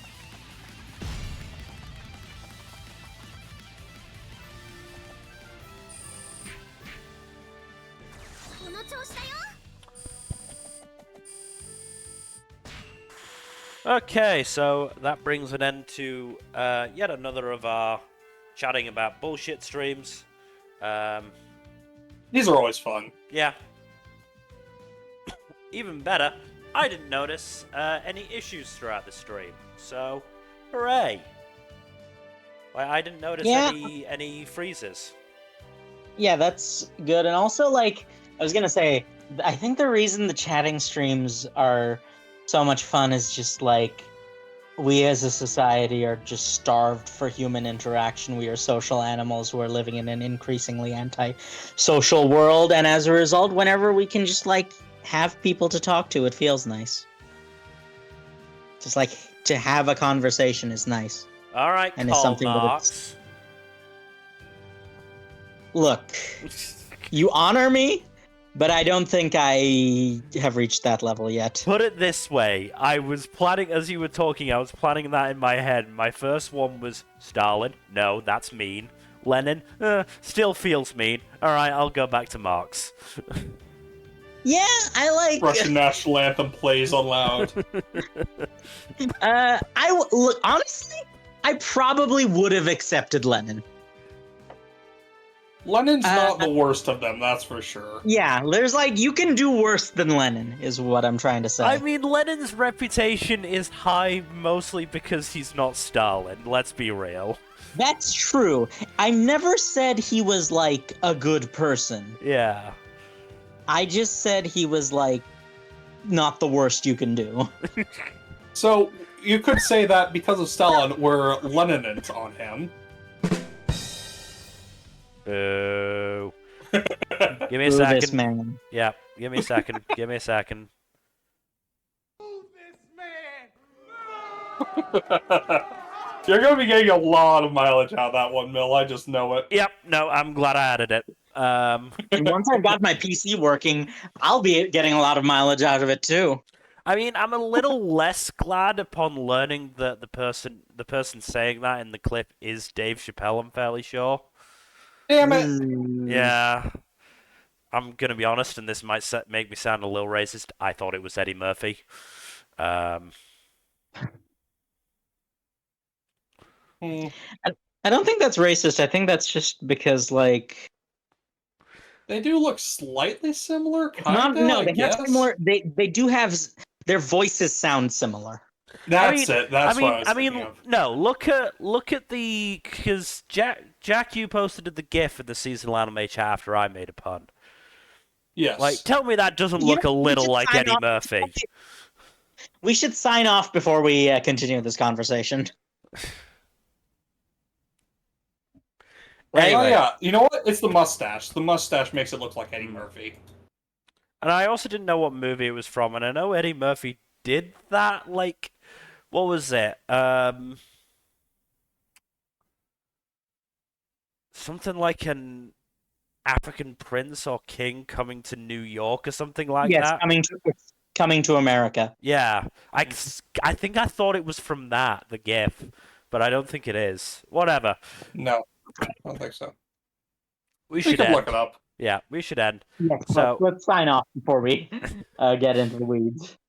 so thank you everybody for watching. Again, hopefully you've enjoyed us just rambling along about societal deficits and One Piece and what else did we talk about? Death of the author. Dune. Uh, in terms of future stuff, Thursday we'll probably be back doing the same thing. Let's be real. Yep. Saturday, It ain't broke, don't fix it. yeah, Saturday I believe is the mid-season check-in for summer anime. Sunday. How you doing on that, Bill? Not good. Considering I've been ill and had a bad computer for the last few days, I'm probably gonna That'll do it. start once we log off. Sunday we're not doing D&D. I'm not sure what we're gonna do. We'll figure something out, I'm sure. And then next Tuesday again we'll be doing this. I'm certain. Mhm. Otherwise, again, thank you for watching. Please do give us a follow here on Twitch and all the YouTube stuff that I refuse to say because I have dignity. Like and subscribe if you have not already. Ring that bell icon. And otherwise, we hope to see you on Thursday for more chatting shit. Good night. Later. Bye-bye.